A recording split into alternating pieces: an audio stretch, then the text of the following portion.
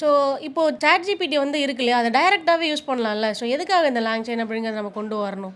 Okay. இப்போ ஒரு example எடுத்துக்கலாம். நம்ம வந்து ஒரு சாட் பாட் ரெடி பண்ண போறோம். அதுவும் ஒரு ஸ்பெசிஃபிக்கான ஒரு கம்பெனிக்கு வச்சு நம்ம ஒரு சாட் பாட் ரெடி பண்ண போறோம்னு வச்சுக்கோங்களேன். நீங்களே நெறைய வெப்சைட் போய் பார்த்துருப்பீங்க. அந்த வெப்சைட்ல கீழ ஒரு சாட் பாட் மாரி ஒண்ணு இருக்கும். அதில நீங்க போய் பேசுனீங்க அப்படின்னா, அது ரெஸ்பான்ஸ் பண்ணும். ஆனா அவங்களோட கம்பெனி பாலிசிஸ பத்தி மட்டும் தான் அது பேசும். வேற இன்டர்நெட்ல இருந்தெல்லாம் எடுத்து பேசாது. கரெக்ட்டா? ஆனா உள்ள என்ன யூஸ் பண்ணியிருப்பாங்க அப்படின்னு பார்த்தீங்கன்னா, இந்த ChatGPT, Claude மாரியான ஏஐஸ தான் உள்ள யூஸ் பண்ணியிருப்பாங்க. ஓகே. ஆனா அந்த ஏஐஸ் வந்து நார்மலா நீங்க கேட்கறதுக்கும், அங்க போய் கேட்கறதுக்கும் டிஃபரன்சஸ் இருக்கும். ஏன் அப்படின்னு கேட்டீங்கன்னா, அவங்களோட கம்பெனி டாக்குமெண்ட்ஸ், அவங்களோட கம்பெனி டேட்டாபேஸ், அவங்களோட கம்பெனி ஏபிஐஸ மட்டும் கனெக்ட் பண்ணியிருப்பாங்க.